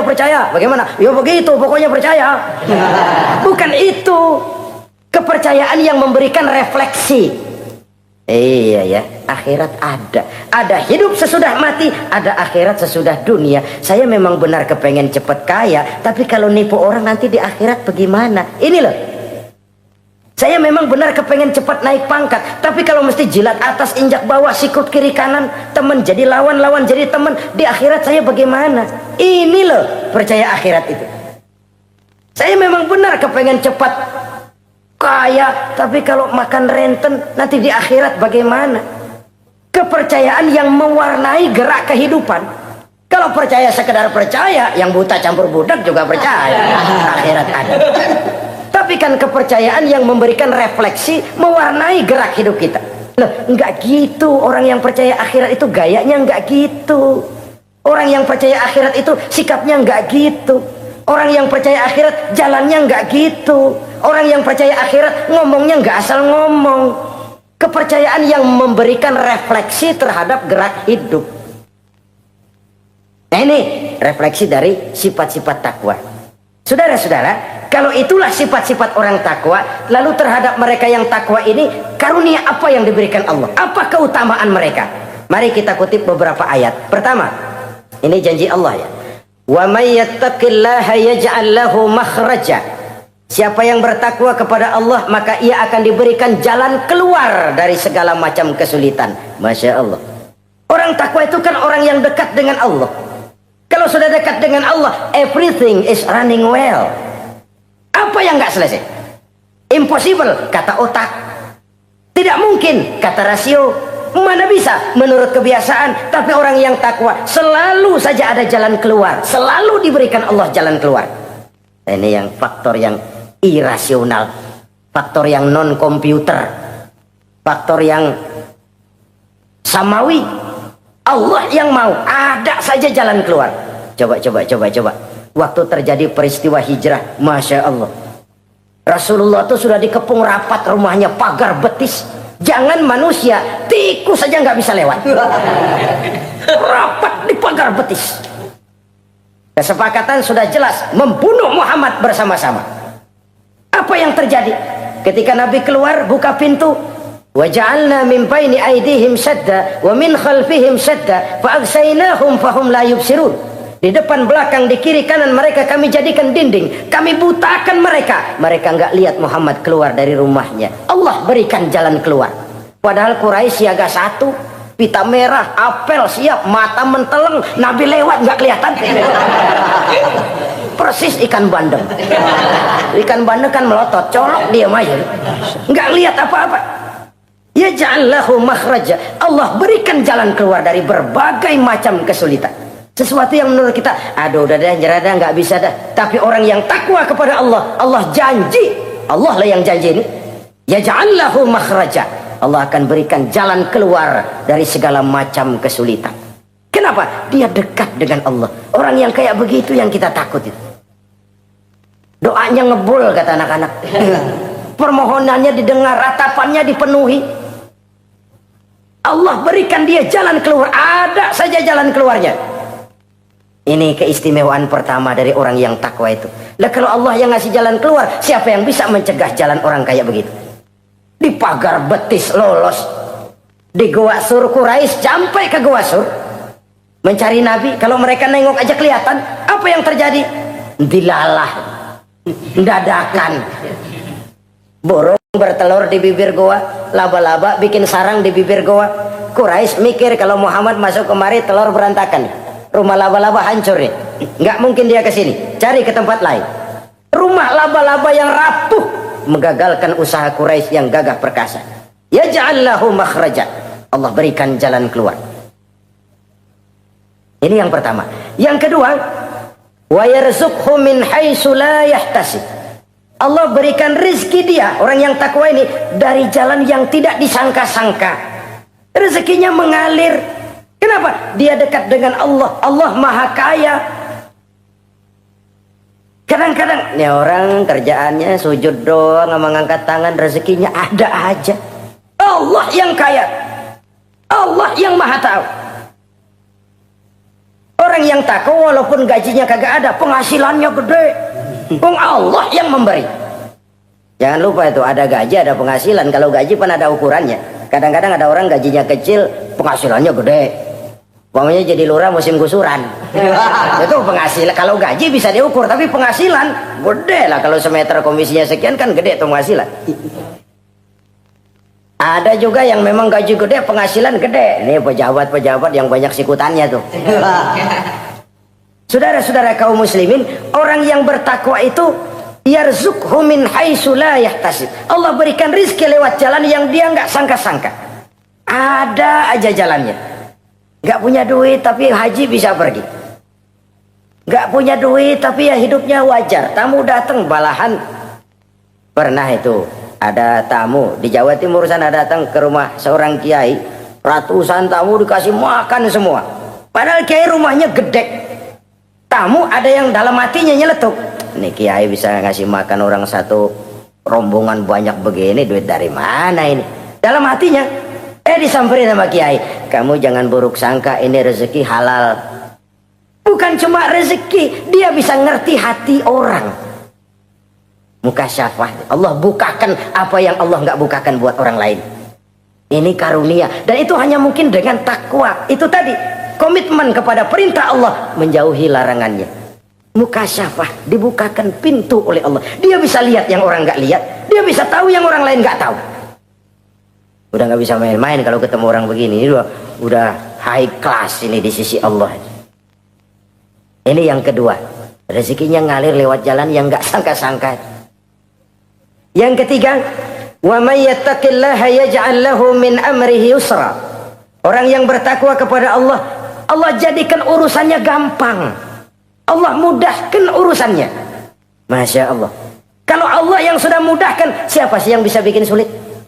Allah yang gampangin urusannya. Orang mana yang bisa bikin sulit? Boleh manusia merencana, mempersulit, memblokir segala macam. Tapi kalau Allah gampangin, jalan tuh urusan. Boleh manusia merancang. Tapi kalau Allah mau, apa yang nggak mungkin? Satu kampung orang mau jatuhin kita, kalau Allah mau angkat, naik.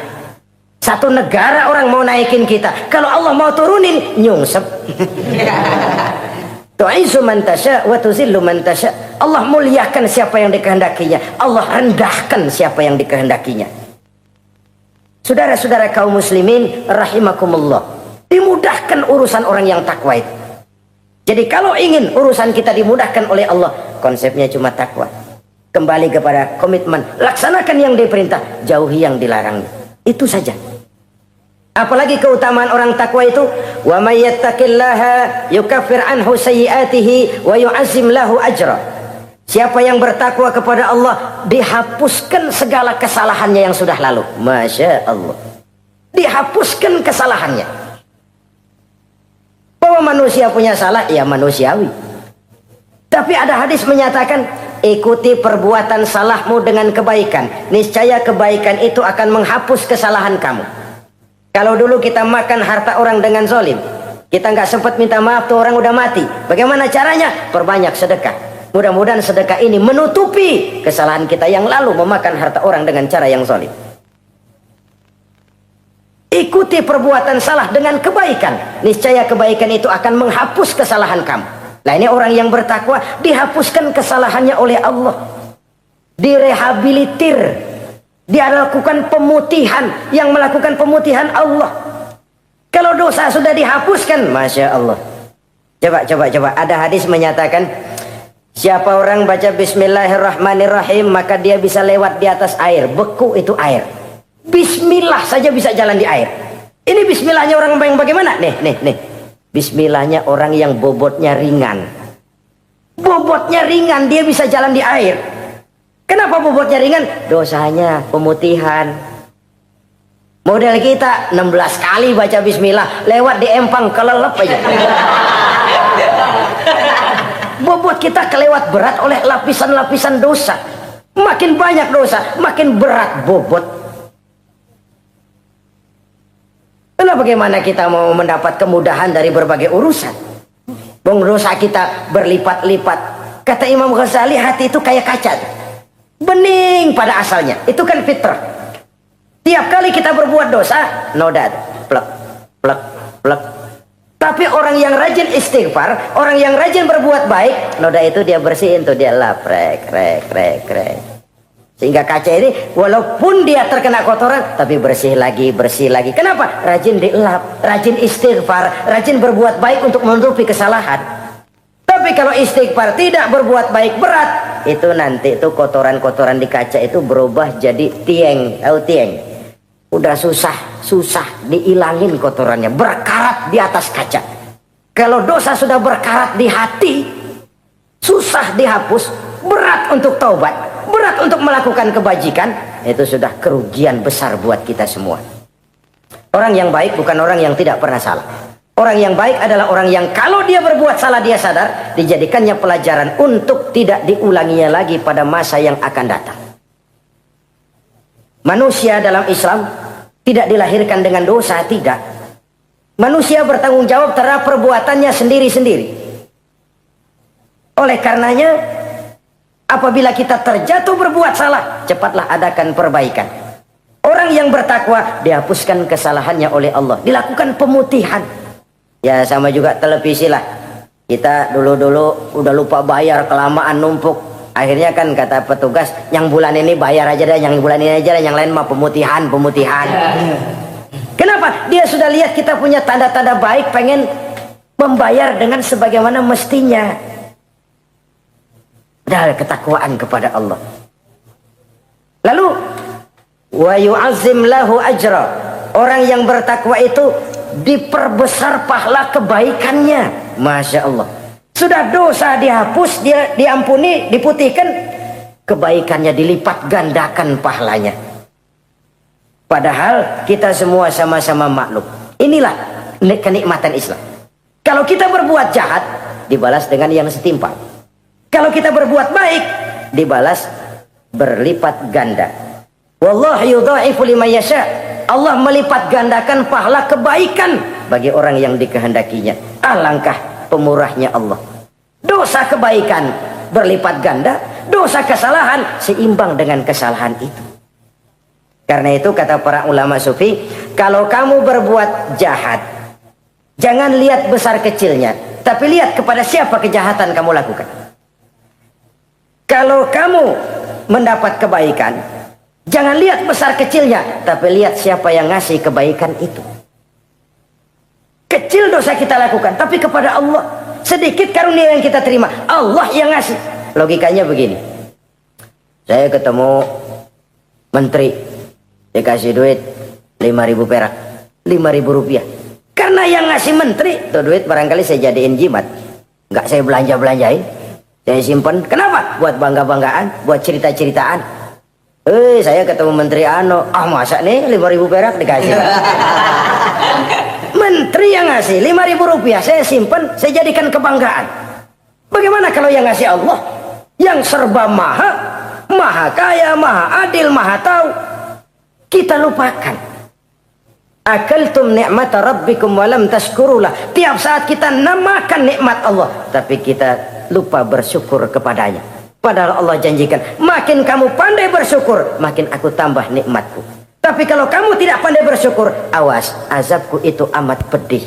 Jadi azab, nikmat maksud saya, bisa berubah menjadi azab kalau kita tidak pandai mensyukurinya.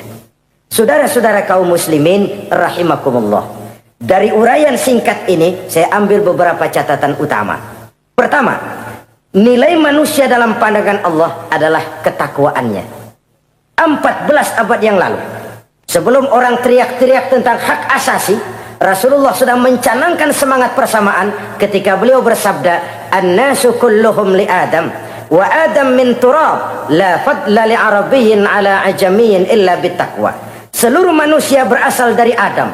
Adam diciptakan dari tanah. Tidak ada kelebihan Arab dengan yang bukan Arab kecuali takwanya. Di situ nilai manusia dalam pandangan Allah. Takwa bukanlah kulit. Oh, itu kalau sorbannya paling gede berarti paling takwa. Belum tentu. Wah, tasbihnya panjang-panjang. Belum tentu. Oh, jenggotnya jengser. Belum tentu. Wah, kumisnya tebal. Buat nyaring kopi kali. Itu kulit. Kulit perlu, tapi isi jauh lebih penting. Sehingga Nabi katakan, at-taqwa hahuna. Takwa itu di sini, di sini, di sini. 3 kali. Di hati. Bukan di serban, bukan di tasbih, bukan di sajadah, bukan di sarung. Di sini. Di situ takwa. Penggeraknya adalah hati.